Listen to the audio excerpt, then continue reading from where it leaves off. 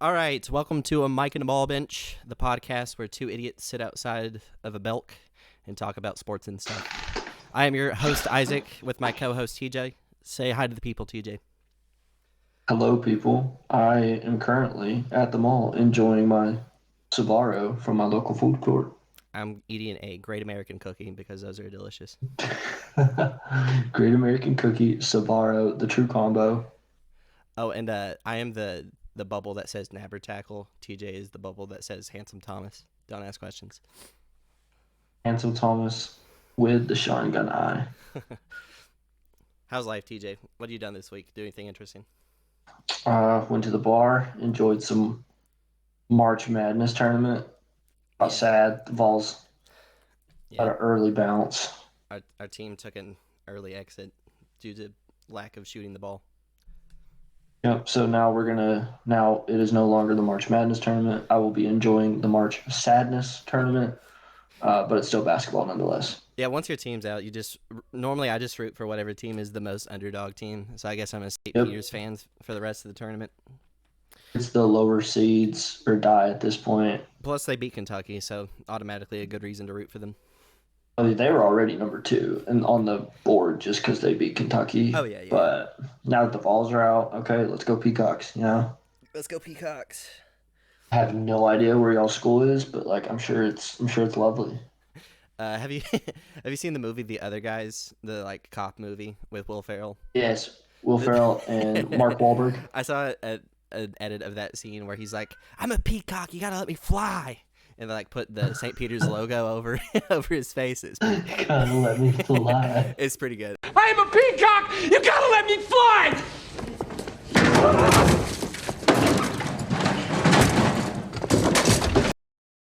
All Oh right. my gosh. Before we get into what we're actually doing today, I heard someone talk about this on the internet, and I wanted to point it out to you because I thought it was really interesting. Do you have any idea what you're looking at right now? Is this a is this a dual bed where you can customize what you feel, maybe? It is a water-cooled slash heated bed. So the A little water cooled yeah, slash heated. yep. So you just put some water in the little square thingies, and it's got like a pump in it. And you know how like they do water-cooled PCs? It's got like Yeah, it's the same concept. There's pipes running through each side of the bed, so to like run cold water or hot water, so you can control the temperature. I just thought that was cool. that's pretty neat. But anything like that related, or like a water bed, I feel like I am like eating like pasta or something weird in my bed, Yeah. Well, like dropping a yeah, fork, and then now I don't have a bed. these are like You know, steel pipes though. It's not like it's like a giant sack of steel water. pipes. Yeah, so like they're probably copper actually, because it's like that's a really conductive metal. So it's like Yeah, you can kind of feel them from what I've heard. Like you can feel them underneath you, but it's like they get like extremely cold, and I'm like a super hot sleeper. So yeah. I'm thinking about investing. Not really, but I just thought it was neat. That's a really interesting It's got to be concept. super expensive. I don't even know how much that would be. What would actually be kind of lit is if like you heard the water pumping very subtly. Yes, hearing the water would be fine. I don't want to feel the water. We'll Right. have an Yeah. episode where I talk about how much I hate water beds. Water beds are so stupid. I think they are just a strange creation. I'm thinking next episode we discuss things like inventions that we hate the most.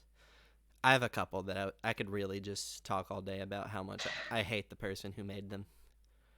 I'm just gonna go out and go ahead and put one of my thoughts out there. A Mm-hmm. selfie stick. A selfie I stick. don't understand. I don't understand. It's called an Go ask arm. somebody. It's called an Ask somebody to arm. take a picture. Use your arm's forehead. Just Like get longer even if you arms. ask like three people, like yeah, some of them are probably gonna say no. One of them will But say like yes. just ask someone. Be like, hey, can you take my picture? No? Cool. I'm gonna go ask the person behind you. All right, I think that's enough. It'll look better too. That's enough small talk for the evening.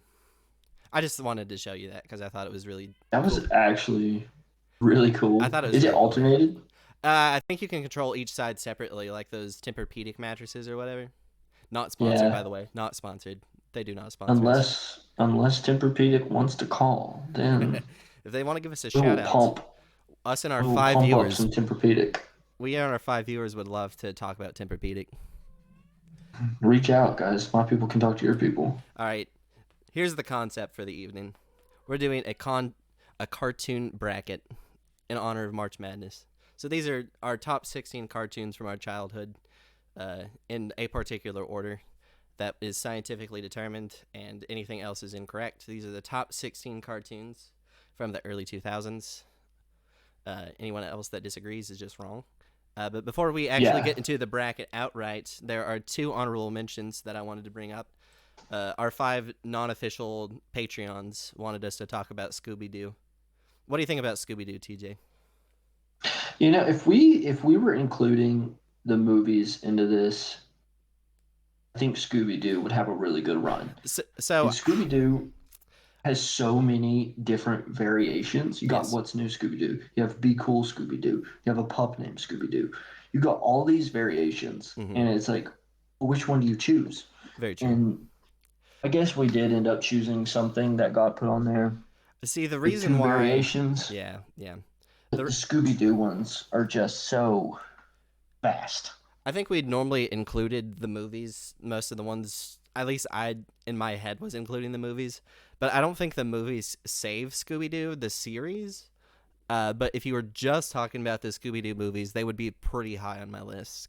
Because the movies are fantastic. The actual series, it's just too formulaic for me.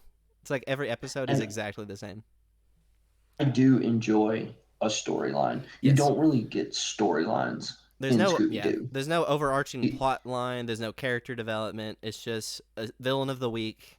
Quite literally, it's like the original villain of the week show. Honestly. And it's just, there's no like overarching plot line. It's just super formulaic. If you've seen one episode of Scooby-Doo, you've seen like every single episode of Scooby-Doo. But the movies, particularly this one, The Legend of the Vampire, was really good. And I also like the aliens, because look at these dudes. These dudes are creepy as heck. Straight up broccoli heads. It's like Scooby-Doo was trying to be like a horror cartoon, but it never landed for me. But these dudes actually freak me out a little bit. Like, look, they're kind of really terrifying. I can't say anything from Scooby-Doo that like particularly frightened me as a child. No. And there is something on our bracket Yes. that 1,000,000,000% Yes. frightened me as a child. It's still like the probably frightens only adult me. It's like the only horror intellectual property that actually I both enjoyed, and it actually freaked me out a little bit sometimes. Oh yeah, some of those episodes in this particular show, and if you guys paused on the bracket and like took a long look at it, you probably have an idea of which one it was. I would imagine so. I mean, it's extremely popular because it was so creepy. I know a lot of people who were like, I just couldn't watch it as a kid because it was actually creeping me out. I was the complete opposite. It was like a train wreck. I couldn't look away. So there's Scooby-Doo talked about. Hopefully our Patreons unofficially enjoy that. And then one more. This is like the highest seed that didn't make it because you voted it really high. Yeah, I hadn't seen it. It went down to a tiebreaker. So say your piece about Code Lyoko. You know, I was trying to describe this to one of the Patreons, and it is just the weird. Like, if you watch this show, you know the show, because it's one of those things that's like, oh, what's the name of that awesome show when we were kids? No one can ever think of the name of it. Right. But I have like burned it into my brain because I used to always think randomly in conversation, like, what's the name of this show? It was awesome. So the pink-haired girl is like a computer program, Yes, or something, and she is in this like virtual space. yes. And the other 3 are characters that like VR themselves into this world, and they get like fucking ninja powers. And there's a guy, he's the guy in the chair. He's got glasses. He doesn't go into the program because there's just not enough seats, and I'm guessing they just think he'd fuck it up one day. He's the guy in the chair. He's the guy in the chair. Yep. And they end up, they bring pink-haired girl out of the computer program, get her into the real world. The guy in the chair ends up in the ninja world at some point. And it's bizarre. I have distinct memories.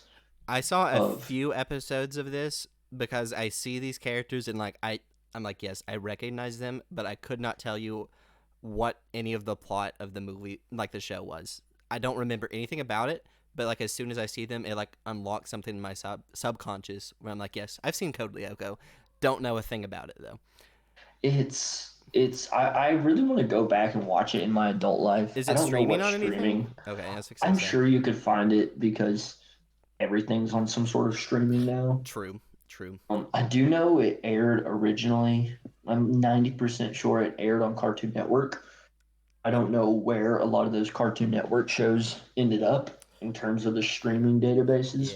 Yeah. I wish I knew. I think Code Lyoko's actually on Netflix. So there you go. I highly recommend at least giving it a couple episodes. I believe there's like 4 seasons. I think I remember liking it. I just don't remember like what was going on or what any of the characters could do or anything like that. It's like I distinctly remember seeing like, to tune in next week on whatever EST. And I remember like looking forward to like the next episodes of Code Lyoko. And I'm like, yes, I know where I gotta be at. That's 6:30. When everything stole from Dragon Ball. Find out next time on Dragon Ball Z. Dragon Ball Z. I remember now. There was two other shows I wanted to pull up because they're like very similar. Like I think other people have them in their subconscious, but I actually remember them. There's that show that you're typing. Yep. I almost put it on. Yeah. I was like, I don't know. This might be too much of a deep cut. Yeah, I was thinking the same thing because I really liked it back in the day. I just feel like it didn't run long enough for me to like really get invested. I think it was 3 seasons, but I think it kind of fell off after the first one. It's trying really hard to load right now. There it is, Shaolin Showdown. I loved Shaolin Showdown. This is one of my deep cuts that I like to ask about people when I'm talking about cartoons. For anyone who's not seen Shaolin Showdown, I don't remember the exact premise, but like these 4 kids are like at a karate school, and the bald-headed kid in the yellow with the dots on his forehead right there is the main character, and there's like these magical artifacts or something like that they like use to fight. It's like it was pretty cool. Shingon Woos, is that what they were called? I think so. The only one I remember is the 2-ton tunic was one of them. I don't know why I remember that 2-ton tunic. It was like a defensive item or something. So you like put it on and it got like super heavy and like people couldn't hurt. Wasn't there like a fist of some kind that the big cowboy guy used a lot? I'm looking up the items right now on my phone. Here's a list of them. There's ants in the pants. Release a massive swarm of ants that invade foes' pants. That's just incredible. That is awesome. That is just incredible. There's the changing chopsticks, which shrink 1 point. And okay, it either shrinks or enlarges a target. Kind of interesting. That's worded very weird. Where's the 2-ton tune? I hope they're labeled, Yeah, they all have like really funny names. Well, they don't all have funny names. There was a lot of interesting. I just remember the 2-ton tunic, and it was like a karate style show before. It was like I don't know. There just wasn't many of those back in the day. And I love karate. At least that seems to be a PlayStation 2 cover. Was there a Shaolin Showdown video game that I'm unaware of? It seems like it, and I'm gonna have to figure out where to buy it. There's like 100 made by Konami. That could go a couple different ways. Yeah, Konami either they're made by Konami. Either the best game or the worst game. There's 2 different yo-yos. What the heck? There's a yin yo-yo and a yang yo-yo. That checks out. And it lets you move to a different dimension. What in the heck? I didn't know there was dimensional traveling. Dimensions. Anyways, I do recall dimensional travel. If you've never seen Shaolin Showdown, go give it a watch. It's pretty cool. See, then the other one that I always like to point out, Zoids. Have you ever seen Zoids? I don't know if I'm familiar with Zoids. Oh, Zoids. When it pulls up, you'll see. Maybe it'll unlock a memory, but basically, it was like Power Rangers. Okay. Yeah, it's kind of like Power Rangers, but instead of like giant humanoid robots, it's giant animal-like robots. I think this one was on Cartoon Network as well. And big points for giant robots. Yeah, big points. It's got like a 7.8 on IMDb or something like that. Oh gosh. Yeah. Giant robots that are animals and they would fight each other. To me, it was better Power Rangers because I never got into Power Rangers. But I watched a couple episodes of Zoids. I was like, yo, this is actually kind of cool. I'm glad you brought up Power Rangers. Power Rangers it almost has like Scooby Doo, that problem with Scooby Doo, Yeah. in that there was so many Power Ranger shows. Like Hmm. I could not care less about the Power Ranger shows where you guys drive rescue vehicles. Yeah. When there's like so Give many, me more dinosaur when there's Power so many Rangers. That one was series, awesome. when there's that many like follow-up series, it's like they all start to run together. So I can't remember anything that actually happened in any of them. So at that point, I stopped liking them so much. It's looking like there's a Zoid Switch game though. I might have to pick that up. Oh my gosh. Zoids Yeah. Switch. I All kind the of want to yeah. do a deep dive on Zoids and I'm gonna see what else I can find. It's mostly CGI animation, but honestly, for the time, the CGI was actually pretty good. I thought it's better than some CGI Okay. that you see like nowadays. All right, It's sad, honestly. there's our honorable mentions and my deep cut mentions. Let's get back to the actual bracket as soon as it pulls Also, up. I'm gonna throw in something on the bracket. If you don't see your favorite show on there, that's cool. I'm glad what you can do is pull up this bracket maker. I'm guessing Isaac Yeah, got you on can. there Yeah, you can with, pull it up. and you can put that show as your number one seed, and you can just have them win, and that's gonna be great. Feel free to argue about it in the Share it with comments. me on Twitter. Yell at us on Twitter. Just know that you're wrong and that we are correct. You can argue, but your opinion This is is just this is factually incorrect. objectively the best cartoon from anybody's childhood. All right, starting with the easiest one of the night: Teen Titans versus Billy and Matt. The Grim Adventures of Billy and Mandy. Um, I'm gonna go ahead and save most of my comments for Teen Titans for later in the yeah. bracket. So I'm gonna give Billy and Mandy a little bit of praise. It's Yes. a funny show. Mm-hmm. It's awesome. The premise is funny. A Jamaican Grim Mm-hmm. Reaper gets tied to like two 9-year-olds, True. but you can't hold a candle to Teen Titans at that No, point. no. Teen Titans is just way too good. I don't want to talk too much about Teen Titans early on because Teen Titans is running deep into this bracket. Yeah, I gotta string that out a little bit. But Talk Billy and about some Teen Mandy. Let's Titans. just talk about Billy and Mandy. I like that it's managed to mix humor and like a dark theme, like definitely like darker animation styles. Um, which back in that time, a lot of shows were a lot grittier than they are now. Like Teen Titans got turned into a chibi mess when it was like super dark and gritty originally. Yeah, there is a reason Teen Titans Go is not explicitly listed right here. True, Teen Titans Go it's garbage. Don't even bother. Just watch the original. Billy and Mandy though, I think it did a better job mixing like comedy and like a darker vibe than a lot of shows did. Most of the shows either do one or the other really well. So I thought Billy and Mandy deserved it slotted at the 16, but I don't think it really deserved to go higher because I can't remember a single plot point from Billy and Mandy other than Billy had a spider that thought he was his dad and Billy Chef hated the him. Spider. And Billy just absolutely hated him. Tried to kill him all the time with like a giant wooden stick. Uh, I'm just gonna go Yeah, ahead I and can't really. just move Teen I Titans can't on up. say. I can't really pull any like specific episodes of Billy and Mandy. I think it was another one of those shows that didn't really have a No, through line or any like substantial plot development. I mean, if I'm wrong, just like let me know. right. I do remember there being like a giant space tentacle monster and he like fed off brains and he tried to eat Billy's brain and it like melted him because Billy Mm. was so stupid. Yeah, I I never was liked like, this is great. This is great. I never liked Billy's character because he was just like the stupid version of comedy. I liked how fed up the Grim Reaper was with his situation, and I always liked He how was just he was so upset at he's everything.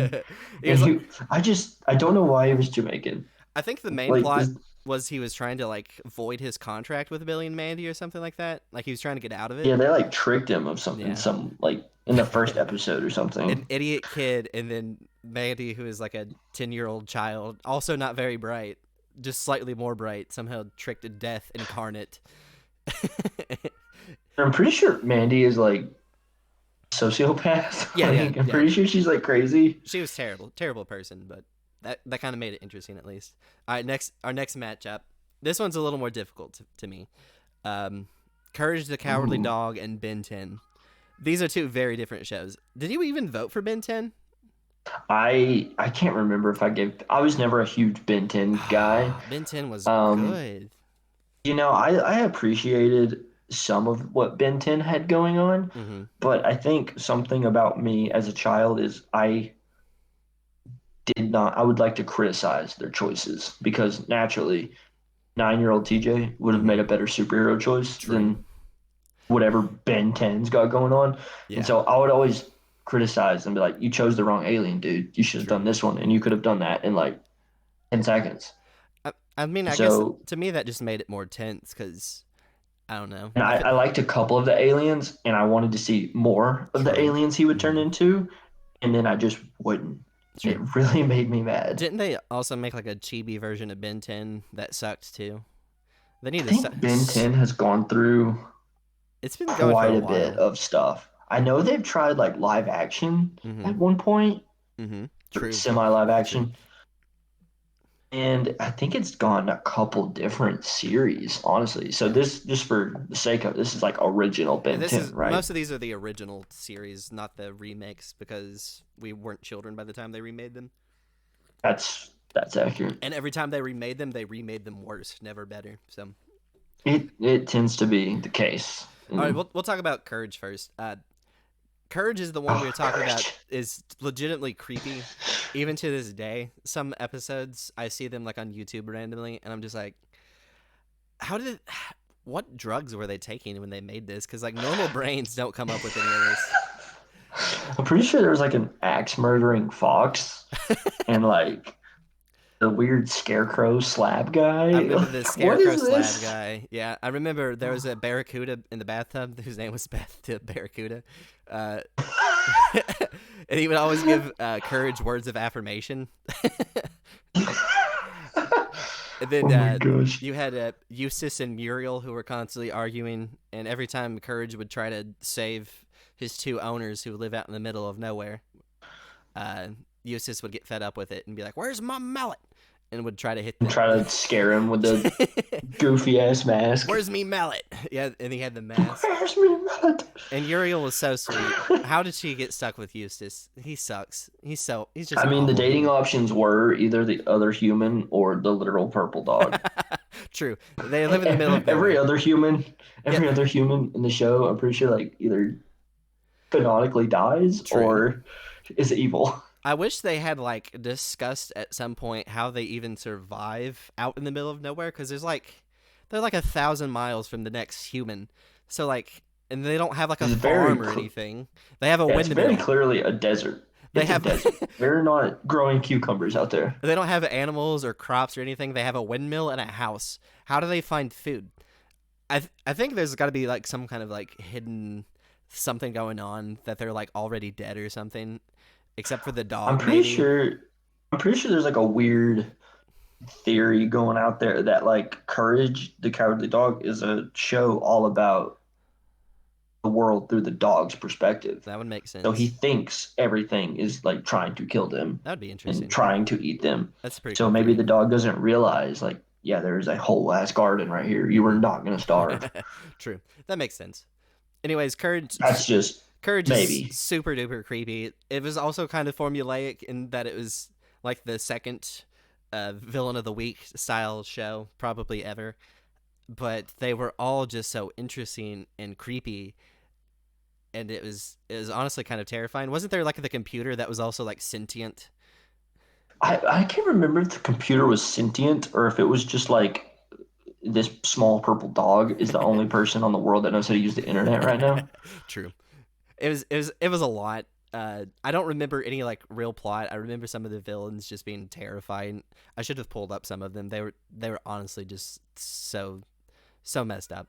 Um, The animation of that true. show was just It was really good. really, it was just True. different from every other show that was out there. The voice acting was also really good for like the type of show it was. I thought they had I mean they had like hundreds of characters and each of them like their voice actor fit really well. Ben 10 Yeah. though. I know you're not a Ben 10 guy, but I'm a Ben 10 guy. I love Ben 10. First of all, a running theme here. It had an overarching storyline. There was reoccurring villains. There was obviously villains of the week, but there was some like Vilgax, the octopus guy. I remember Vilgax. Who was very creepy. Not really creepy, just like he was so strong that it was like, how in the world is a 9-year-old, even with the ability to turn into aliens, ever got a match up against this guy? And then they introduced extra, like, reoccurring characters, not villains. There was the guy with the black hair. What was his name? Shoot. But he had Kevin, where he could like absorb the powers of whatever Ben was doing. Yeah, he could absorb anything he touched. He could absorb the power of. So like he starts out just like he'd grab like a steel pipe and his arm would turn into steel, and then he'd punch a little harder, which was like, yeah, that's kind of cool. But then he like touches the Omnitrix, which is the watch that lets Ben 10 turn into aliens. And then he like absorbs all 10 of the aliens and becomes like some kind of just unholy terror. Oh god. I don't recall that. It was awful. Then I mean, there's just like they introduce a lot of extra stuff. Like Ben gets extra aliens as time goes on. He learns that. Oh wow! So it's also false advertising. Kind of. So he doesn't just have 10 aliens. Yes. And then they travel to the future, and it's a future Ben who was like got 1,000 aliens. So his name changed to like Ben 1000 or something like that. And is just okay. That's kind of lit. Yeah, he's just like an absolute menace. Like at that point, there's nothing to worry about because nothing can fight him anymore, and like have a chance of winning. I mean, how do you choose at that point? You know, like you can't just be like, I'm gonna pause this battle real quick. Well, give me a minute. Eventually, he learns the ability. Like instead of the Omnitrix timing out, he finds a way to unlock it that he can like switch at will. Because at the start, he'll pick up an alien and he can stay there for like a minute. And then after the minute, he goes back to human, and then it has to recharge. Eventually, like the future Ben can just like switch indefinitely. So like he can like go into one alien and then switch to a different one and like leave whenever he wants.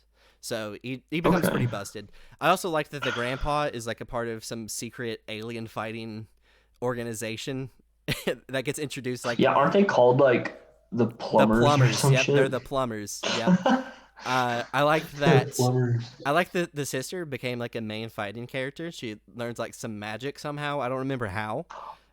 So I do recall 2 of the recurring villains. One was the magic guy who like wore like black face paint or like looked like a skull of some kind, right? I think so. Something like that. And then doesn't one alien like bust out of the Omnitrix and becomes like a recurring villain? I don't know. I thought the ghost one escaped at some point somehow. I think that's it. I think that's the one. The ghost character. I only really remember the ghost Vilgax, alien. because Vilgax was like I was like, there's no way they beat this guy. I don't see a way. This is a tough one at this point for me, at least, because I really like both of these shows. I'm gonna say you swayed me a little bit and say my vote's gonna go towards Ben 10. I do like an overarching story. I like the transition between like I can shift my power depending on, what I'm doing. I like that there's do you have a favorite alien? A favorite alien? I love all of the aliens designs. I forgot to mention that. I think they are all just really, really cool.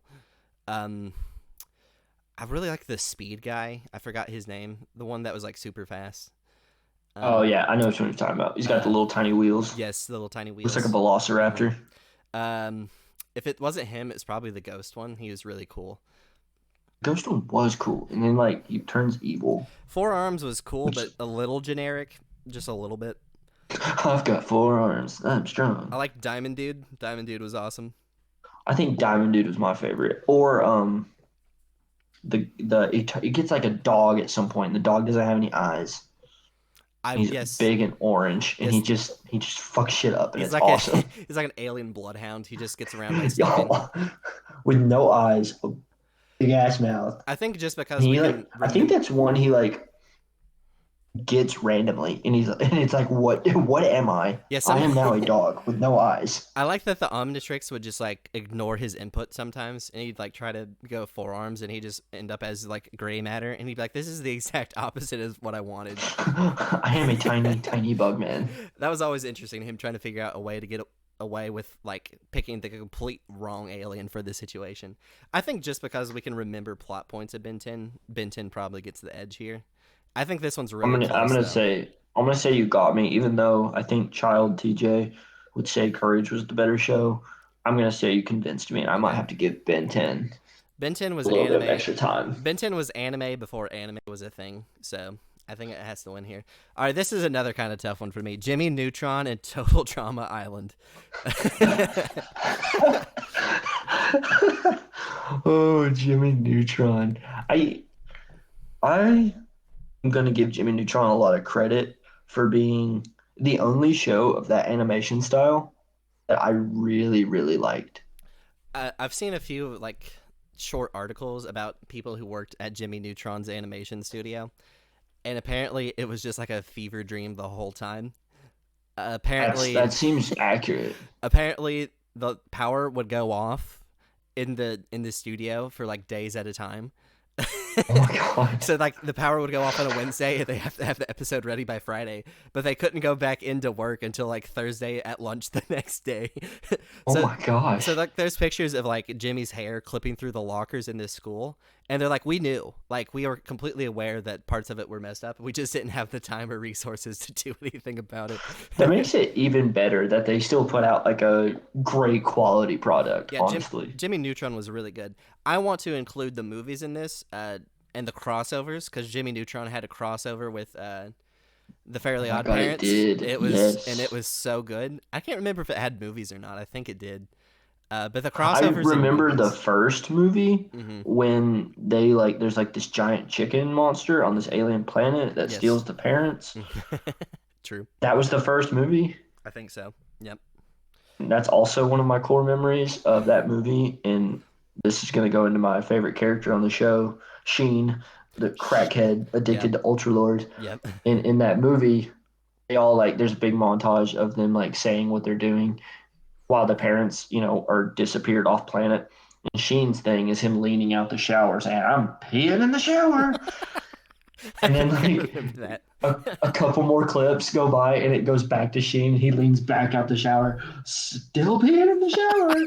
And it was just I it actually was do remember peak that. comedy. That's pretty funny. Peak comedy from Sheen, the crackhead. I really liked Carl Weezer.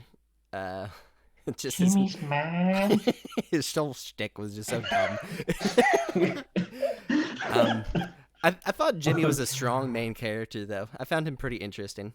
I tend to shy away from the main protagonist. I usually end up drawing myself towards the side characters. I agree. So Carl and Sheen were always more memorable to me. Mm-hmm. But as far as protagonist goes, I did like Jimmy. Yeah, I felt like he was a strong protag. I never found him too annoying, except for the one episode where he gets a job at a fast food restaurant, and instead of calling it salt, he calls it sodium chloride. I was like, dude, shut up.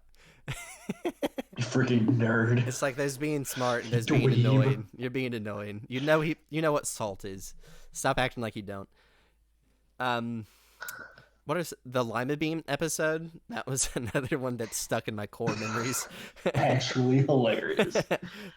Oh, that's another Carl focused episode. Basically, Jimmy Neutron was just a smart kid hanging out with his idiot friends, and they'd get into trouble, and he would smart his way through it. And it was always, it was a fever usually dream. caused by something where like his other invention either fucked up or someone got a hold of it that should not have been a hold of it, like Sheen or Carl. True. Do you remember Professor Calamitous?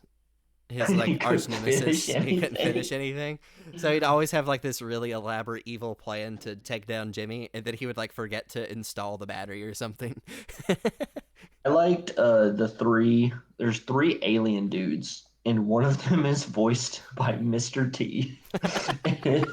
It's just so funny because it's Mr. T in this tiny little alien body. Yeah, that's I think in like the last movie or the last episode of the show, all the villains like come together and have like villain league or something, something very generic. Yes. And his group is on there, and Mr. T alien actually ends up changing sides and becomes like a good guy. And I remember I was like, Mr. T alien, here we go. That's funny. All right, Total Drama Island. I don't even know how to describe Total Drama Island.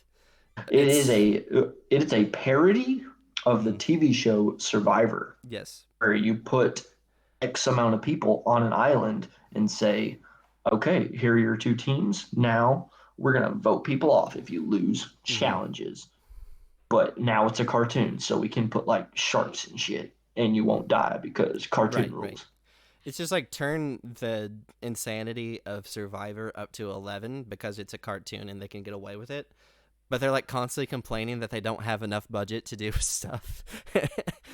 And add like they're all like, oh gosh, I don't know, they're all like 15 to 19. They're Mhm. all definitely minors. Yeah. It should So absolutely be maybe that'd be illegal. 18. Someone had to sign a waiver for all of them to be there. I'm pretty sure in the last season, the host, I'm pretty sure his name is like Chris, Yep, I think is so. legitimately in prison. Yeah, I think he runs the show from prison in the last season. I don't remember any plot points from it though. Do you remember any plot points from it? I remember, okay, so there's a bunch of seasons for Total Drama Island. Yes, I remember that. I only, I have to admit, I've only seen the first two. I've only And seen the first one. I can, even of all the wonderful shows on this list, Hmm. I distinctly remember being so invested in the first season of Total Drama Island, Right. I and the rem- character I wanted to win won, and I was so hype as a 9-year-old. I don't know. I can't remember anything specifically that happens. I remember some of the characters and like what their shtick was. Like there was the blonde-haired girl who was dumb. Um, That there was the emo girl with the blue hair. who Uh, actually had like a heart of gold. yeah, she was like a really nice girl. Uh, There's the nerdy guy. His name was Harold. yeah, I'm kind of built like Harold, so like I have built like a I have herald. I look like a Harold. I'm kind of built like him. We're both string beanie. True. And But then he has one episode where he absolutely fucks everybody up in dodgeball. So he is deceptively athletic. deceptively athletic. Excellent. He's deceptively athletic. I only really remember like I remember there was like a dude who was really fat. I don't remember any of the guys from the show for some reason. That's Owen. Owen Owen, won. yeah, Owen did Season one. win. I Spoilers. remember Sorry. that. That I guess spoilers we for should all have put the a shows spoiler listed. warning. We should have Spoilers put a for. spoiler warning. I think that I'm was sorry obvious. if we messed up Ben 10 for you guys that came out in I'll 2006. I'll record it a spoiler warning to put at the front. Um, that's funny. Um, I don't know. I just can't remember anything. I remember there was like the chef who would like cook the nastiest food imaginable, and the Pretty sure the chef was also like a legit murderer. Chris, the host, really made the show. I Chris think was amazing. if you put like a regular game show in, the show would have been boring. But with Chris just like constantly trying to one up himself, This legitimate maniac. he's like trying to do the craziest stuff possible. Life and limb forgotten, doesn't matter. If anyone dies, it's oh well. But I don't know where to I go can with this see one. it where it wasn't everybody's jam. Yeah. I have distinct memories of Total Drama Island, but Hmm. I think it has to lose a couple points because, like I said, I really only watched the first two seasons. Hmm. And in the second season, I remember not even being that invested in it. And I was like, well, I mean, I Owen don't. already Yeah. won. Why doesn't Owen just like peace out I and don't feel like particularly strong I about don't need either of this? these, honestly. I think between the two, I give Jimmy Neutron the edge because I remember a lot more of Jimmy Neutron than Total Drama Island. And Goddard. I Jimmy Neutron had Goddard, Goddard. the robot He did dog. have the robot dog. Isn't there an Okay, episode where Goddard.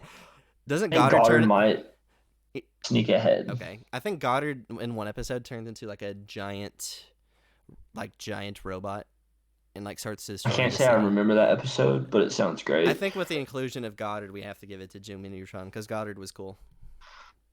And And for Jimmy's mad. Jimmy's mom.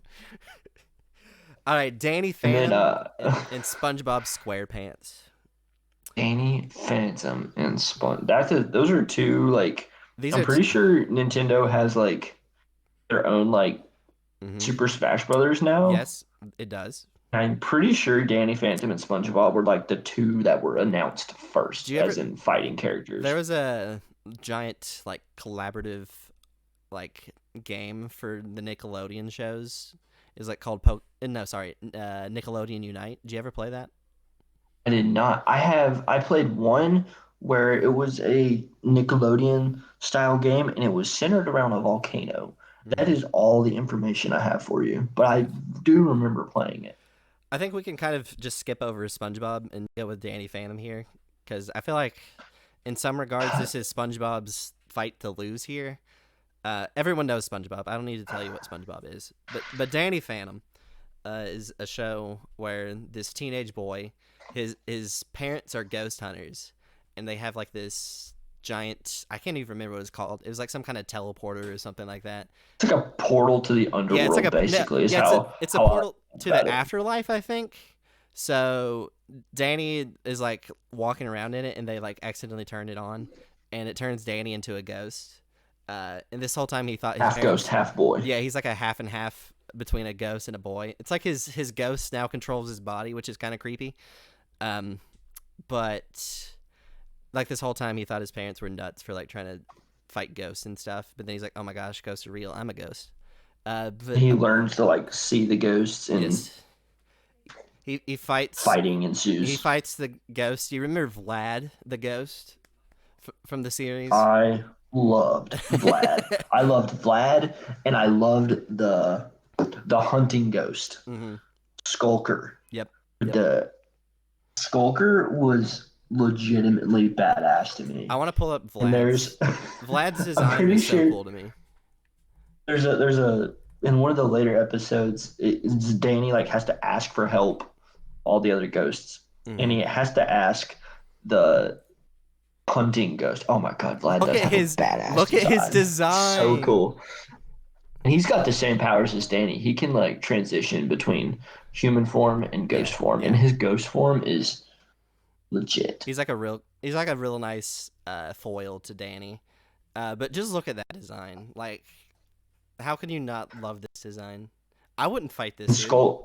I would hide. He goes back and bring it back to Skulker. He has he has to go ask Skulker for help to like convince all the other aliens, or not aliens, ghosts. And Skulker's like, you don't tell me what to do. And Danny's like, oh shit, I gotta do it by myself. Right. I'll do it myself. And Skulker, comes over the horizon at the climax with all of the other formerly antagonistic ghosts, and it's just a moment.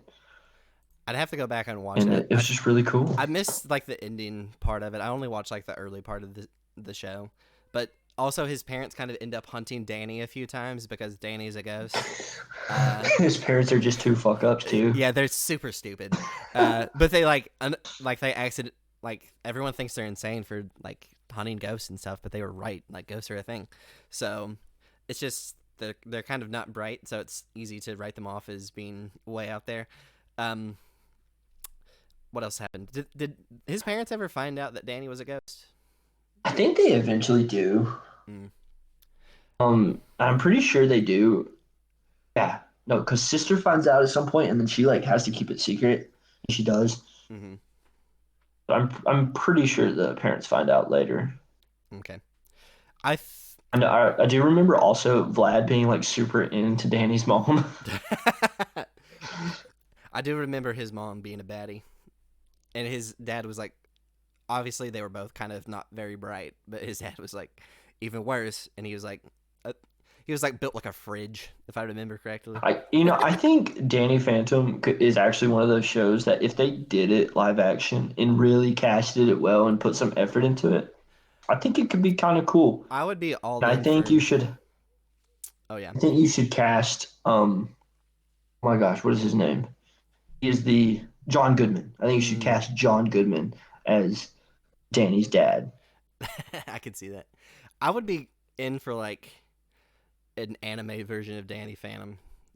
I think it'd be really cool. I think it would transition well. I need Studio Mappa to pick up Danny Phantom.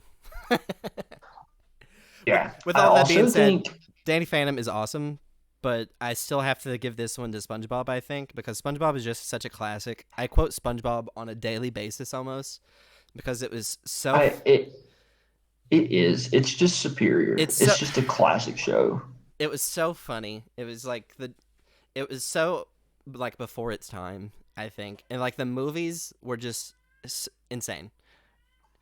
I mean, if you were born before 2002, you have 100% almost cried laughing at a SpongeBob meme. Yes. Like everyone has seen SpongeBob memes, everyone makes SpongeBob memes, everyone makes SpongeBob references.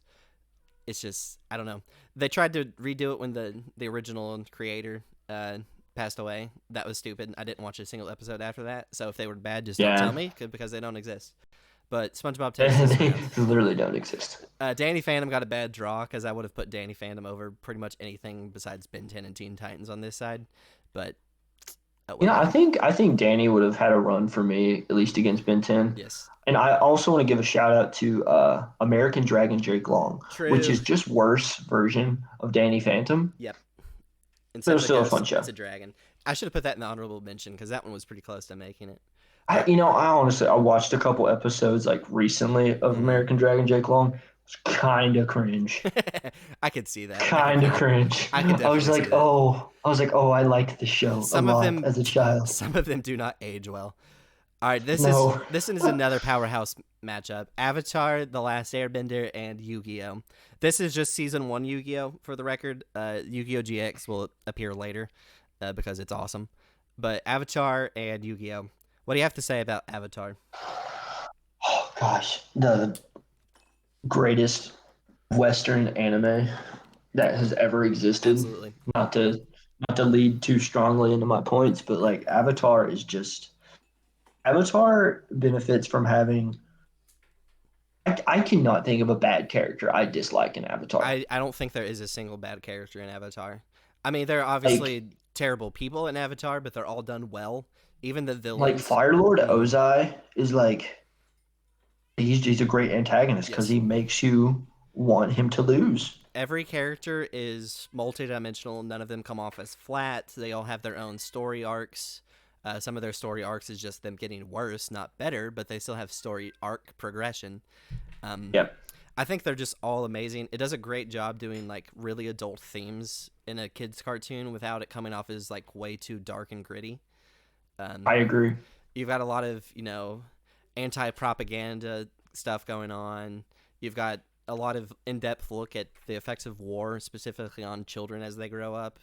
Just a lot of really interesting themes to put into a kid's cartoon. And, I mean, when I watched it as a kid, I didn't get any of that because I was too dumb and stupid.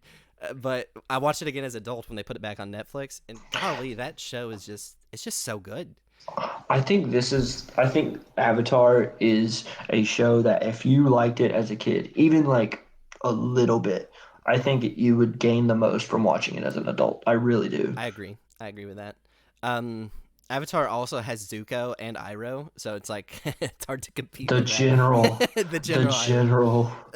I love Iroh. I think Avatar awakened a lot of things in a lot of people with the Zuko. And if it wasn't that, it was Azula or Ty Lee. So.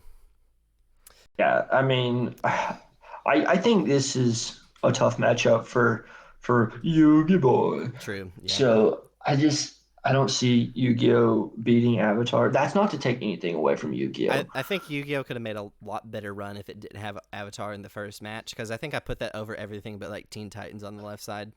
I tend to agree. That's not to say Yu-Gi-Oh is not an awesome show. Watch the first 2 seasons. Don't watch anything else. Avatar. Have you seen Legend of Korra? I have seen Legend of Korra. Legend of Korra is badass. I've not seen Legend of Korra because people like to talk smack about Legend of Korra, so it kind of turned me off of it originally. But now I need to watch it. I give Legend of Korra a lot of credit because it had to follow up, like I said, the greatest Western anime that has ever existed. I said Teen Titan. What was it? Teen Titans was anime before anime was a thing for a lot of people. That is Avatar is what is actually anime for people. Like that is your gateway. Honestly, straight down to like the filler episodes. If you like the concept of anime, but it's just too much for you, start with Avatar. That can be your gateway. It's a great lead-in, great gateway anime. We'll briefly talk about Yu-Gi-Oh, even though it's pretty clear we're giving Avatar the win here. Yu-Gi-Oh probably actually is an anime, not a cartoon, because it has a manga. But I count it as a cartoon for my childhood. I think that's where I'm coming from in that way. If it played on Cartoon Network or Nickelodeon during the day on Saturdays, it's a cartoon, not an anime, because anime was that's right. Anime played on Toonami on Cartoon Network at 10 p.m., not 10 o'clock on a Saturday. And Yu-Gi-Oh was 10 o'clock on Saturdays, so it's a cartoon. Yu-Gi-Oh was pretty cool. I mean, there's a lot of memorable characters in Yu-Gi-Oh. It also had an overarching storyline like Avatar did. I didn't think it was as good as a storyline as Avatar. Yugi was kind of just being dragged along more than anything else. He didn't really have a goal. Oh no, I mean their goal was to save Grandpa, which like was done by like one of my favorite anime antagonists. Honestly, was Pegasus. Pegasus is a great villain. That is one Pegasus thing. is so funny, and he is just having a time Mm-hmm. doing what he's doing. He thinks it's hilarious. One thing I would give Yu-Gi-Oh over Avatar is it has more memorable villains. I mean, obviously, Azula and Firelord Ozai are extremely memorable, but the other villains kind of just like show up and get one-offed and never show up again. Bodied. Yeah, but Yu-Gi-Oh! Every single villain was interesting on some level. Even like Weevil, I agree. who was really annoying. Weevil, Underwood. Yeah. Bakura. Merrick was genuinely amazing. Creepy. Yes, he creeped me out so much. I've got to find this picture of Merrick. I'm gonna pull it up. Let me just find. If I want to find the Yami Merrick. It's Yami Merrick is what I have to look up. That's the big dark Merrick. But I mean, Pegasus was amazing. The fact that Pegasus is playing a game that he invented and beating children up in this game is really funny to me. And taking souls. He's like, oh, you don't want to participate in my card game? I'm going to steal your soul with my ancient eye. Seto Kaiba being like a main rival for Yugi, I thought was really cool. One thing Avatar doesn't really have is kind of a rival.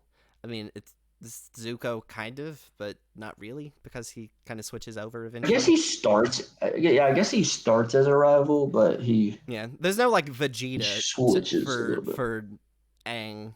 There's no one that's like constantly antagonizing him, even if he's fighting on the same side, like Vegeta does in Dragon Ball. So I don't know. I don't really count Zuko as a rival per se, but I really like. Shout out to Joey Wheeler. Shout out to Joey Wheeler. Zero skill. I'm gonna win all of my matches on a coin flip. So get ready. Pure luck. Also, Red Eye's Black Dragon. Look at this. Look at Yami Merrick. Look at Yami Merrick. Look at that creepy bastard. Oh my god. This isn't a kid's show. And the way he like tortures them in the card games. I know it's a children's card game, but he's like trying to not just beat them and send them to the Shadow Realm. He's like trying to torture them mentally on the way out. I remember his voice being like distinctly like creepy. It was extremely terrifying. This is like one of the only other characters that from like a cartoon that legitimately creeped me out as a kid. Like Merrick was unsettling. Shout out to Merrick, and he still almost got beat by coin flip Joey Wheeler. True. I'm gonna beat this dark entity with a coin. Yu-Gi-Oh! Also gets points for relevance because I still play Yu-Gi-Oh! To this day. So shout outs to Yu-Gi-Oh! I do still love Yu-Gi-Oh! Old school Yu-Gi-Oh! Once we get past like 5Ds, I'm like, okay, now we got too many cards. I got too many options. True. I also really like the episode where Yugi fights Wheeler. Not Wheeler, sorry. Bug guy. What's his name? I just said it. Weevil. And he like sets up this loop where every time he draws a card, he does damage to Weevil.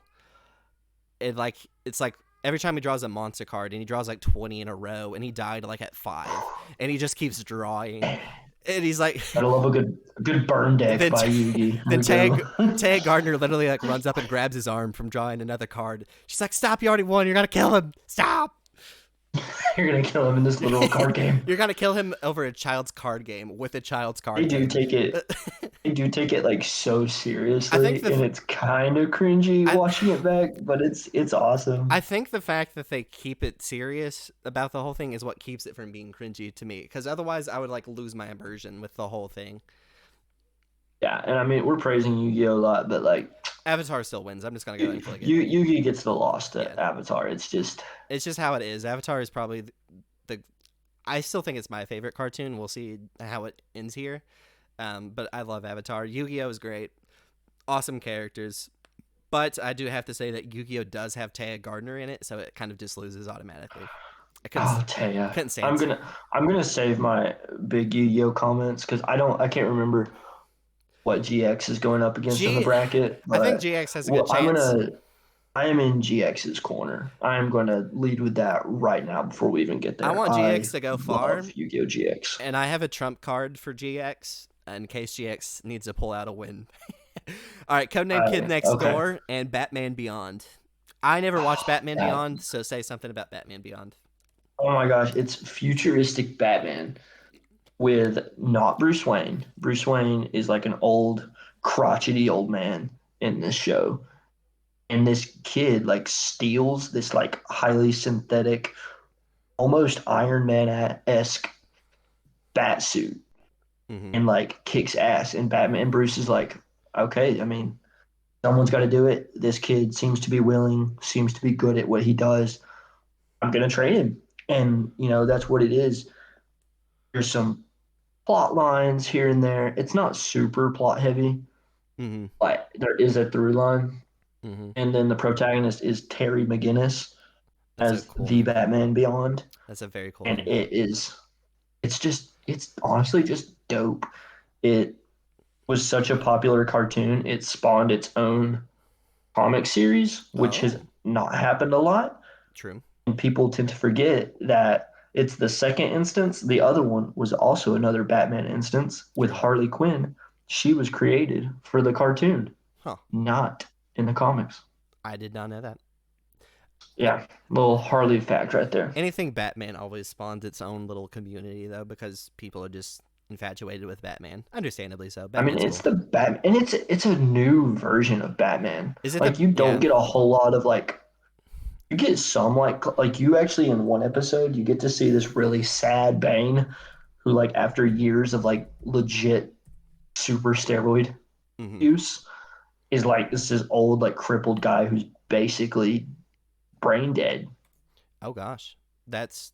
Yeah. I'm trying to Look find at it. that bat suit though. Yeah, I have to say the black and red suit is really cool. I really like the design. I've seen that design. And it's like a smart suit. Yeah, isn't there a meme from Batman Beyond where he's like talking to one of the villains, and he's like, "What is it?" I remember the punchline is like, "Do you have any idea how little that narrows it down?" Yes, that is Batman Beyond.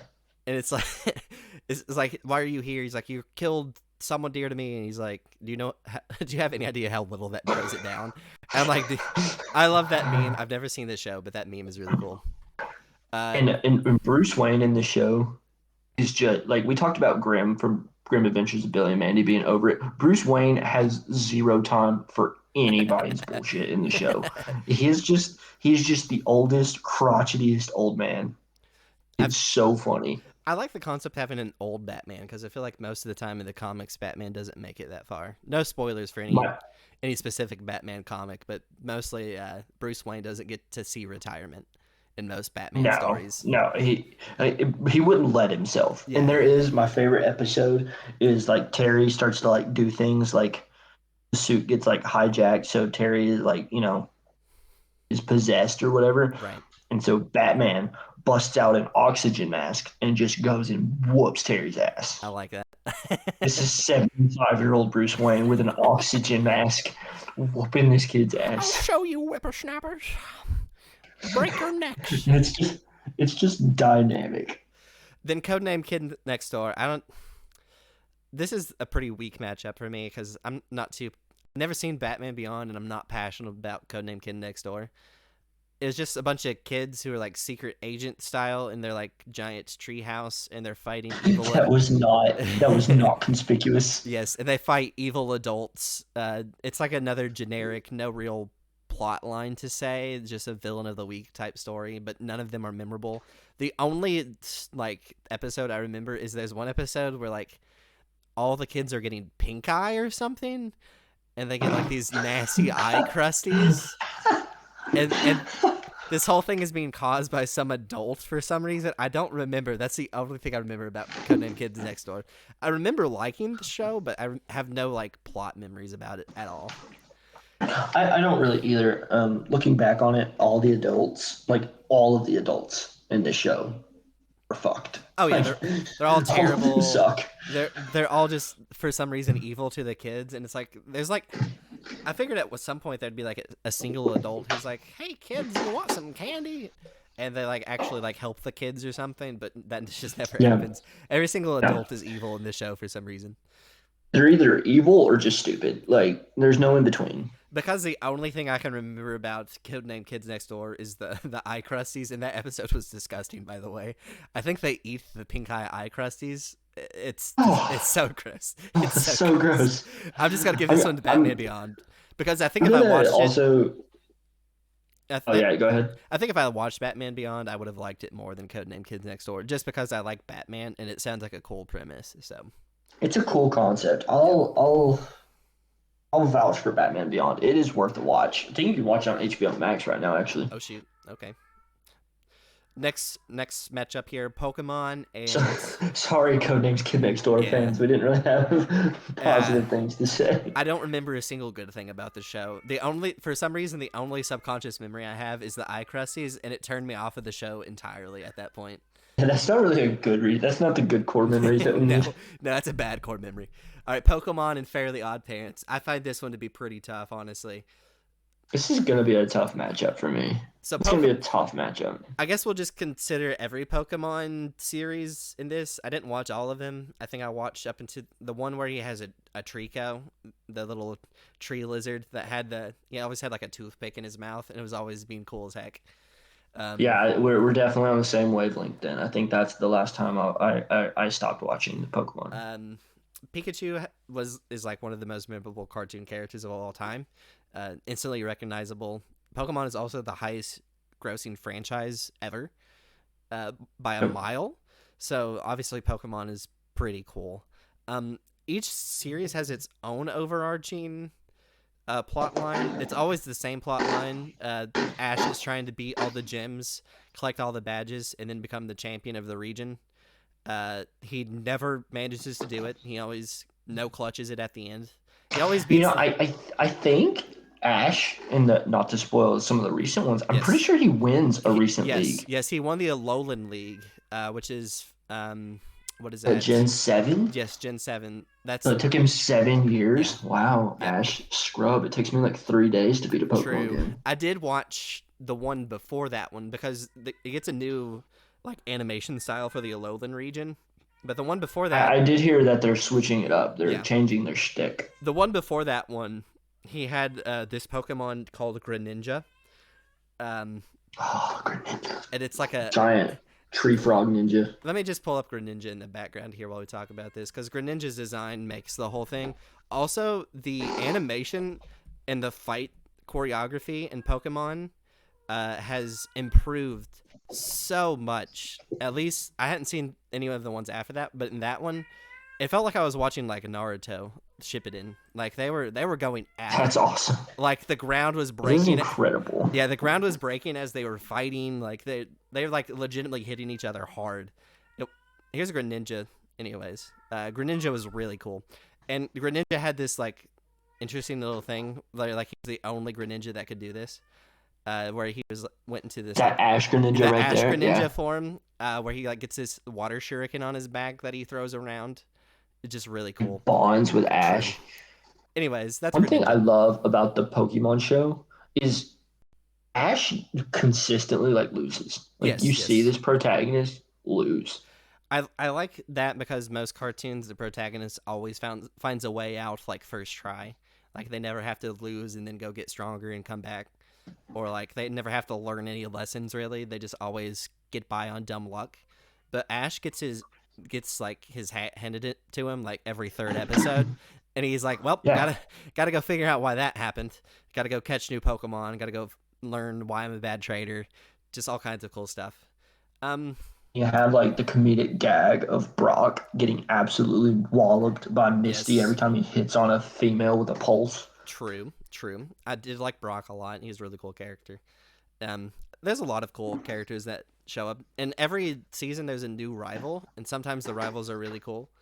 Like I remember there's one. I can't remember which season it was, but like there's like this one rival he had who was like a real hard ass, and like he had like what I can't remember what it was called. It's like a fire monkey Pokemon. And like he didn't think he was strong enough or something, and he just like tells him to like pack his stuff and get out. Pack your bags. Dude, you're cut. You're cut from the team. He's like, you're not strong enough. You're off the team, buddy. And like just lets him loose. And then Ash is like, dude, you can't do that. Like, he's your friend. He's like, I don't care about friends. I need power. So Ash takes him in and like raises him up and like makes him stronger. And then later on in the series, that same fire monkey saves the day and helps him beat his rival. Infernape? Is that Ash's Infernape? Infernape, yep. That was originally Paul, I think, was the rival's name. Okay. He released him. Like yeah, it's just a stupid name. Absolutely stupid name. Anyways, Pokemon was cool. Not my favorite cartoon, but the games were amazing. The movies were also incredible. The Entei movie? The Entei movie. The original one with Mewtwo was also just so good. There was a newer one with Darkrai, I think. That was awesome. All of the movies are just like a completely different setting and like tonality than the cartoon itself. And they're really good. Then we have Fairly Odd Parents, and I've liked Fairly Odd Parents. I like the crossover. I like the movie where he goes into the TV. And you get like a weird Dragon Ball Z episode. Yep. I liked Chip Skylark and Doug Dimmadome over the Dimsdale Dimmadome. Owner of Dimmadome Makers. That's pretty much all I really have to say about Fairly Odd Parents. I didn't super like it, honestly. It was okay. Jorgen von Strangle was hilarious to me. He was the fairy with the big ass wand. I remember with Jordan the von Arnold Strangle. Schwarzenegger voice. Yeah, I remember Jordan von Strangle. He was really cool. That's pretty much. I don't know if there's much else to say. It had great episodes. Cosmo was funny. Cosmo was funny. It was another formulaic cartoon, and I'm just not a formulaic cartoon guy. I think it had great episodes, and like I said, the movies are good, but I can't even count that because the Pokemon movies are way better. Yeah. I don't think Fairly Odd Parents has anything I can give an edge over Pokemon with. I think it just kind of wins. I agree. My only argument for Fairly Odd Parents is I think I'd still put Pokemon, but I don't know how much Pokemon is being enhanced by everything else it brings. Yeah, I mean, how much are the Pokemon games clouding what I think of the Pokemon show? I definitely agree. I can't honestly say. It's really hard to separate all the different Pokemon intellectual properties, though, because to me they're just like one thing.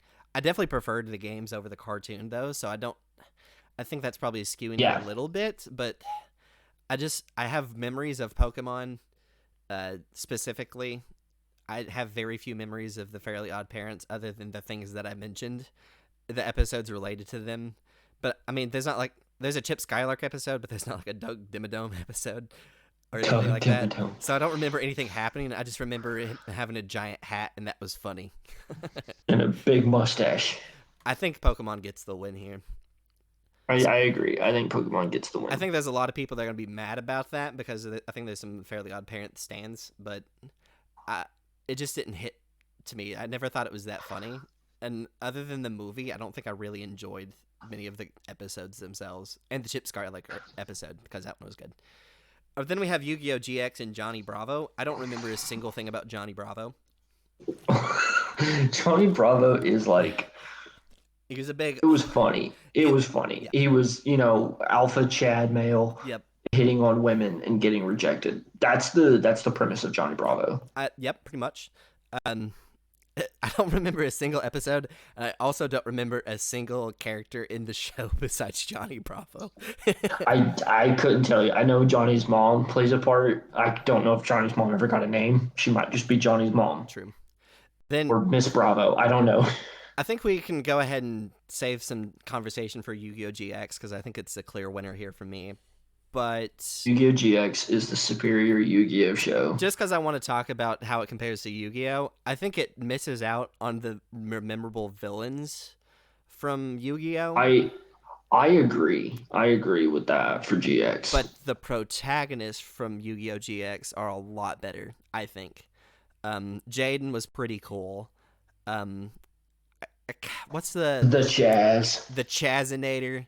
With his Chaz is so funny. His terrible because he sucks. His terrible he cards. Sucks so bad. It's unfortunate. Yojama, Ojama slash arm dragon combo. I know. That would never His work. deck But sucked it so does. bad. He managed to make it It's work. so atrocious. And he had the Moki Mokis too, who are just like literal And nothings. Moki. And the Ojamas are also nothing. Isn't he also the only like non-protagonist character in Yu-Gi-Oh that can see the card spirits? Because he can see the Ojamas. He is. He is. There is in the third season, Jesse can also see the card Oh yeah, spirits. you're right, Jesse. But Jesse is basically a protagonist himself. It's true. If you ask me. He was really cool. I like that he was like a protagonist foil, which is pretty uncommon in pretty much anything.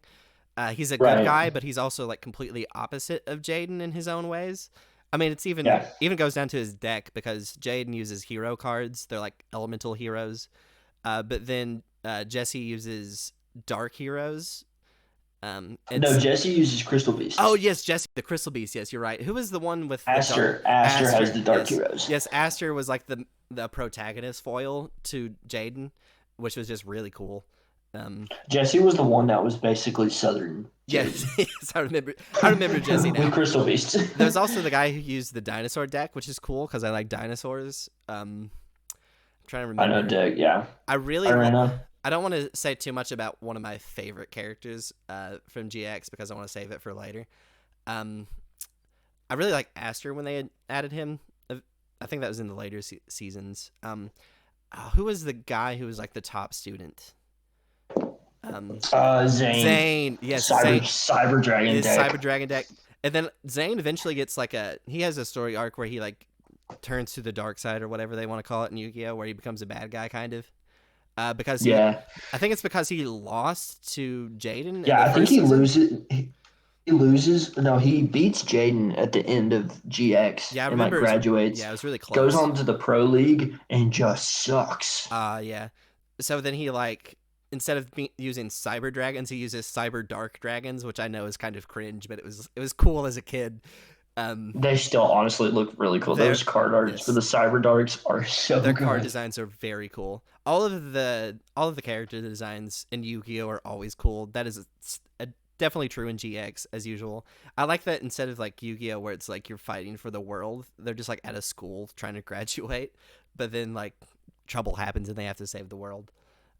There is some like continuity stuff too. I'm pretty sure like Yugi in the first episode like gives Jaden a card. Yeah. And then I'm pretty sure Seto Kaiba like owns the school. Yeah, that makes sense because Kaiba owns the company that makes all the Yu-Gi-Oh cards in the Yu-Gi-Oh universe, Kaiba Corp. So it makes sense for him to also run the school where people are training to be professional card game players, which is kind of funny.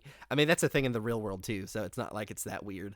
But it's just like a much bigger deal for them. Yeah, that's the most prestigious like job you can do in the Yu-Gi-Oh universe is play card games. It's like being an NFL football player, but you do it with cards. This is also true in Yu-Gi-Oh and Pokemon. They're like these crime syndicates that could just like murder these children trying to stop them, but instead they follow the logic of the universe and play the children's card game, or instead of just like shooting them, they get beating up this child. They just get into a Pokemon battle, and it's like you're an adult, you have guns. There are guns in the Yu-Gi-Oh universe because they try to shoot Kaiba at one point, and he throws. I remember he throws a card. He throws a card at the guy. We're talking about Yu-Gi-Oh instead of Yu-Gi-Oh GX, but he throws a card at the guy shooting the gun, and it gets like stuck in the hammer, so the gun doesn't go off. And it's like that doesn't make any sense. I don't think that would stop the hammer from setting the gun off. Yu-Gi-Oh GX wins. Pretty sure just break the card. Yu-Gi-Oh GX is really cool. There's also there's one particular fight I remember a lot from Yu-Gi-Oh GX when Zane comes back to the school after he's gone to the dark side, and he gets into a card fight with his little brother, whose name I forget now. Cyrus, yeah, Cyrus Truesdale. And, he's a little blue-haired kid. Yeah, and Cyrus is trying to stop him, convince him that he's lost his way and he needs to like remember what it means to be a duelist or whatever. And Cyrus does the duel of his life because he's kind of sucked this whole series. He does catch a lot of L's. Yeah, but he like does a really good job and it has Zane backed into a corner, and Zane activates some made up trap card where he can like discard all of his cards to negate all the damage. And he like just throws his entire deck away except for one card. He's like, that's the only card I'll need. And then he draws exactly what he needs to win. That was pretty cool. It's just badass. Yeah, that's the Shout only out thing I to remember. Zane. And it's just like Yu-Gi-Oh, you're supposed to like care about your cards and treat them as your friend, and he like just cans like 49 of his I don't cards. care. He's like, doesn't matter, I will win anyways. That was just a really cool moment. All right, Zane is badass. We are already over an hour, so we're gonna have to speed through these last ones here. But we've already talked about most of them, so I think we'll be okay. All right, back to the front. Teen Titans versus Ben 10. We've already talked about Ben 10. I love Ben 10, but Teen Titans is just so good. I guess we should talk about Teen Titans because we kind of just glossed over it earlier because it was an easy win for them. All 5 protagonists in Teen Titans are fun. You care about them, and they all have their own unique arcs depending on the season you watch. All of them are good. I really probably the most badass intro song. True, it did have a great on the intro. list. I think just the intro song beats Grim Adventures of Billy and Mandy, in all honesty. I would rather watch the intro song than Grim Adventures of Billy and Mandy, so I would agree with that. I'm just going to go ahead and give that intro song is lit. I'm going to go ahead and give it the win here, but I think we need to give it just a little more to give it over Ben 10. I'm trying to remember, what are some cool things about Teen Titans? Slade. The villains. Yes. Slade, Trigon, Raven's dad. Yep. The weird guy that's obsessed with Cyborg, Brother Blood. Mm-hmm. Just excellent tier villains. True. They had a lot of memorable villains. Slade, in particular, was one of the very few villains in cartoons that I found extremely intimidating. Like, I never thought the Teen Titans had a chance to beat them, honestly. No, and he just kept, like, popping up. Yeah. They could never, It was a show that got unjustly canceled. True. Very true. I have to give a negative point to Teen Titans just because Teen Titans Go is so bad, but still beats Ben 10 in my... I can respect that. I can respect that decision. We'll save the further spiel for Teen Titans later on in the bracket. Jimmy Neutron and SpongeBob SquarePants. This is a tough one for me. I agree it's tough. I think the cast of characters push SpongeBob ahead.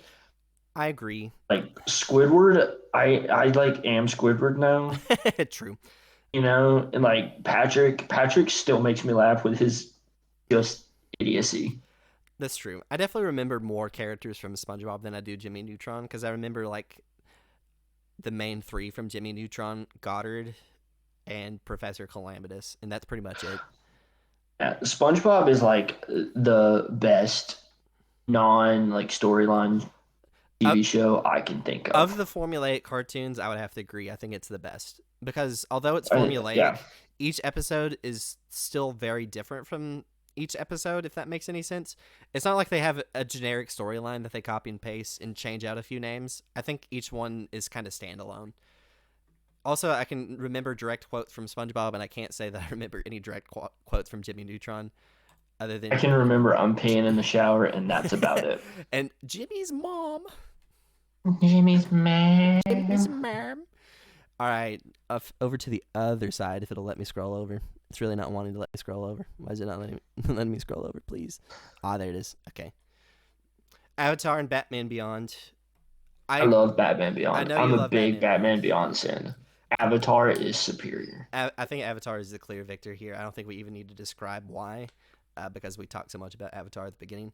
Pokemon this is the only portion I'm going to mention. My favorite character of Avatar, King Boomy. King Boomy is just hilarious. He's like some like crippled old dude that can't do anything. Nope. Greatest earthbender. I think both of them in the world. Both of the main earth bending kingdoms are like my 2 favorite like settings in Avatar, because you have they are mine. You have King Boomy's kingdom, which is like a giant circle that's like a tiered cake, and he like slides down them on the like the carts and stuff. Just really cool. And then Bossing Say, absolute maniac. Bossing Say, and they're like the way they hypnotize all their citizens to just believe that there is no war. It's pretty cool. The Fire Nation capital is also really cool though. Pokemon and Yu-Gi-Oh! GX. I think GX gets the win here because I remember very little from Pokemon other than like the characters and like the general plot. I don't think if I had to remember anything that happened in a specific episode, I don't think I could. But I do remember specific things from Yu-Gi-Oh! GX. And I think the characters overall are cooler in Yu-Gi-Oh! GX. Um, Ash is kind of I would have to agree. Ash is not the best protagonist. He's a decent protagonist. I think Jade Yuki is a really cool protagonist, though. I think there's something to say, like how I said, like you get to see Ash lose. I'm pretty sure Jaden is like the protagonist for any Yu-Gi-Oh series. You get to see lose quite a bit. Yeah. Jaden doesn't like auto win Yeah. all the time. The only thing I think Pokemon and Yu-Gi-Oh both have that the protagonists lose a decent amount. I feel like Pokemon then shows you how Ash improves so that he can win next time. I don't know that really happens in any of the Yu-Gi-Oh series because it's like That's probably fair. They have set decks. They never like go out of their way to go get new cards that I remember, other than in original Yu-Gi-Oh when they get the Egyptian God cards. But Yu-Gi-Oh GX, it's like what they have is what they have. They just have to play better. But That's fair. Every single one just comes down to luck, and it's not like they can get more lucky. I mean, there's like the plot of if they treat their cards better, then the cards will listen to them. But that's not really The heart of the cards. The heart of the cards. If they like believe in the heart of the cards, they'll draw the card they need. But that's not really improving. That's just being more lucky. You could argue that it's cheating with the Pharaoh, but that's neither here nor there. I think I still give it to Yu-Gi-Oh GX because I'm in Yu-Gi-Oh GX as well. I just liked the plot more. I liked the characters more. I liked all the card designs. Obviously, Pokemon has cool Pokemon designs, but some of them do not be hitting.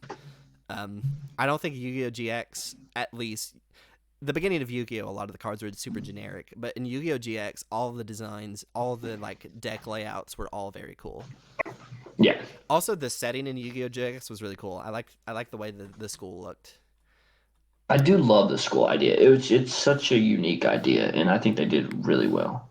All right, back to the left side of the bracket here: Teen Titans and SpongeBob SquarePants. Oh gosh, I'm leaning Teen Titans with this one. It's the more impactful show that I feel like you would get more out of. It's time for me to watching it. It's time for me to start now. bringing out trump cards because I think this one is close, and I want Teen Titans to win. I just want to show you something real quick. Let me go over to images. I like where this is going. This is Raven from Teen Titans. That's all I have to say about that. Oh my gosh. Raven, she's such a tragic character, but she is also probably the most badass member of the team. Oh yeah. Also, isn't there a plot where she like goes to meet her dad, who she hates, and they find out that her dad is like literally Satan?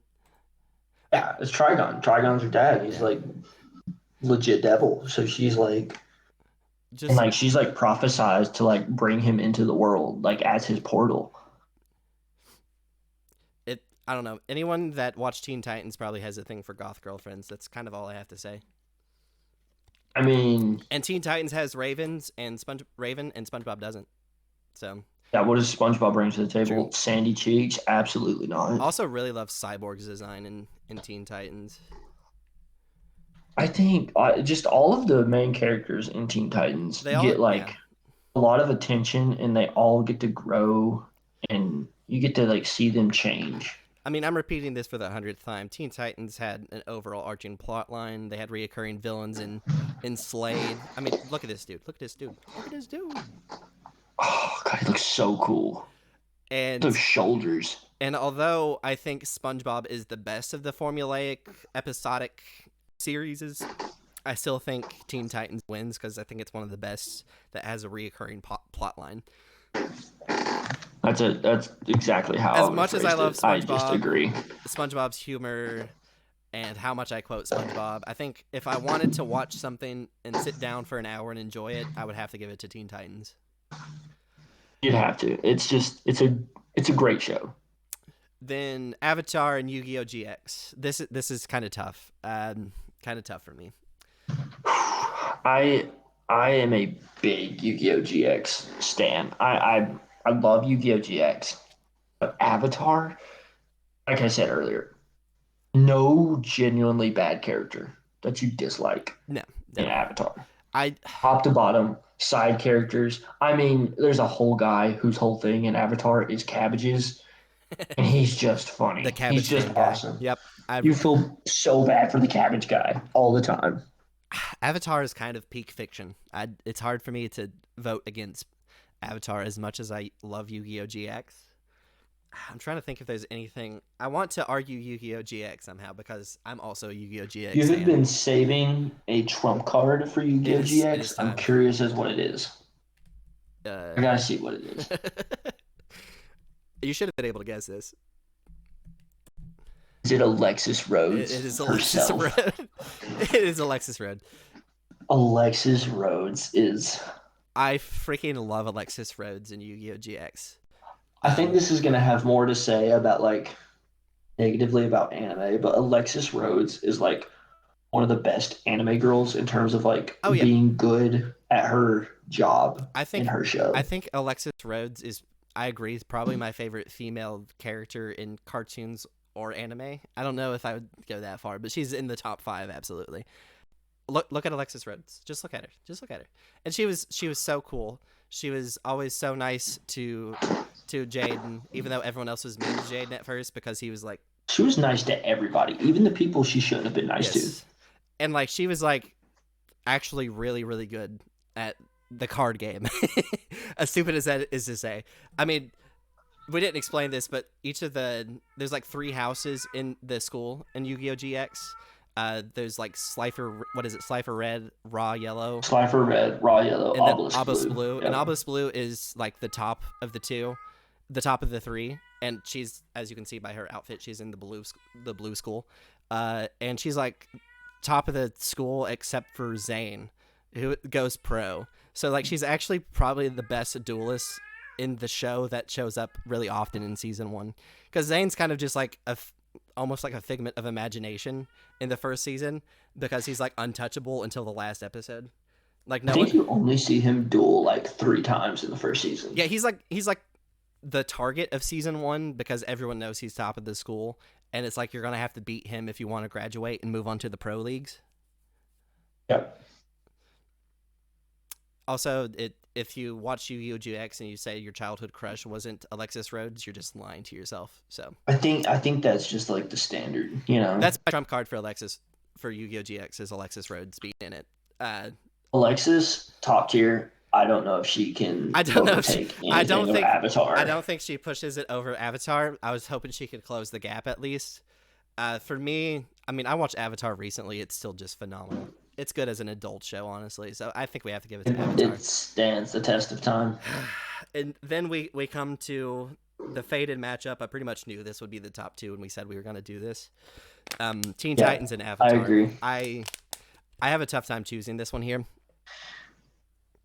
Okay, if I'm gonna sit down and just watch an episode of one of these cartoons, I'm gonna sit down and I'm gonna watch an episode of Teen Titans. I will.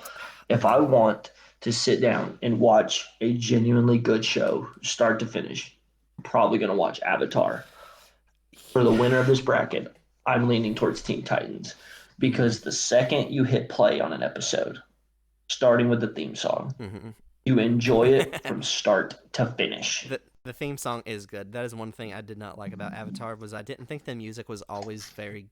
It wasn't the greatest. It was decent, but it wasn't memorable in the way that I remember the Teen Titans opening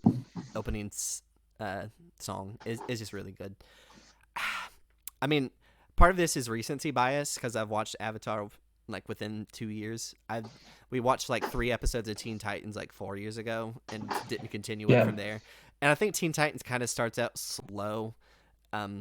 We watched the episode where Starfire's sister shows up, which is another discussion to have.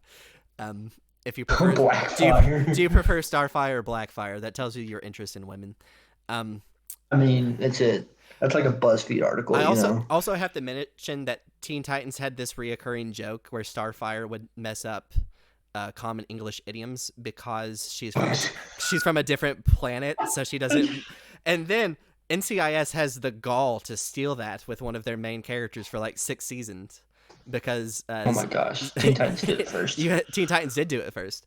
There's Ziva, the girl who's from Israel, and she's like constantly messing up English idioms. It's like every time I see them do that, I'm like, Teen Titans did it first. Stop trying to be Teen Titans. It's better than you are. Teen Titans is superior to NCIS. NCIS probably doesn't even win one matchup on this bracket. Probably For not. me, at least. Yeah, I hated that show, honestly. This is a tough one. I'm trying to think if there's anything that gives a specific edge to Avatar, because I agree with the music being better in Teen Titans. I don't know.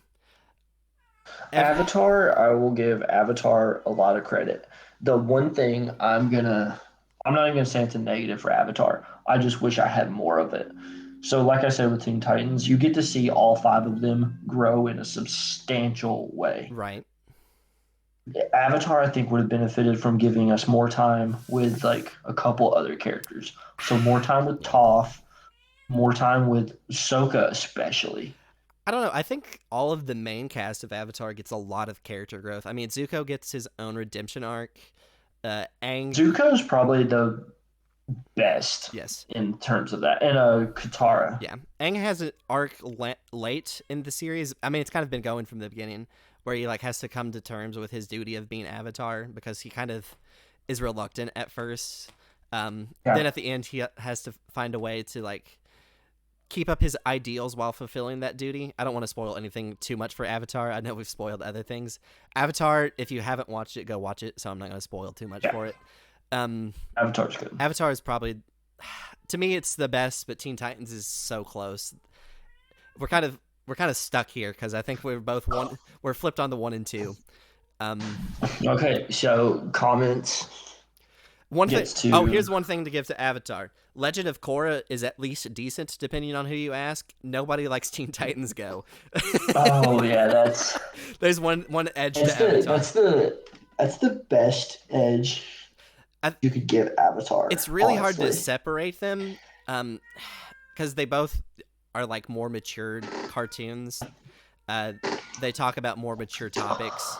Avatar is obviously a lot more, and I think it's more realistic because, yeah, there's the theme where they discuss Cyborg dealing with his half human, half robot body. That doesn't relate to me. Propaganda does, though, so I can at least understand that one. That's fair. I never had to worry about a sentient brain thing trying to take me away from my family, as I am a green child that can turn into animals. Which art style do you prefer between Teen Titans and Avatar? Do you like the bright Avatar style or the dark Teen Titan style? I like the dark Teen Titan style, but I think that's more so because I'm a big fan of comic books, and that's closer to like a comic book type of style. I get that. But I'm not gonna I'm not gonna yuck anybody's yum for liking the Avatar style more. Cause I'm the other way around. Teen Titans, I don't dislike dark styles, but it's like everything nowadays does like the dark art style. So I think Avatar is refreshing in the fact that even though it's doing dark themes, it's still got the bright and cheery art style. That's fair. The contrast there. Yeah, it's like everything nowadays is way too dark. If you're trying to watch a movie in 2022, you're gonna need a flashlight. So objectively speaking, I think you're right. Just overall, Avatar is probably better. My heart just says Teen Titans. I understand that. Teen Titans has a very special place in my heart, but Avatar, I think, is just objectively the better made show. I think that is a fair. How does... I don't want to spoil Teen Titans too much for anybody. What is the ending of Teen Titans? Because I know how Avatar ends. Well, you don't really get one. Okay. The last episode of Teen Titans has a character come back. This character you think is dead the whole time. Okay. Or not the whole time, but a significant portion of time. Mm-hmm.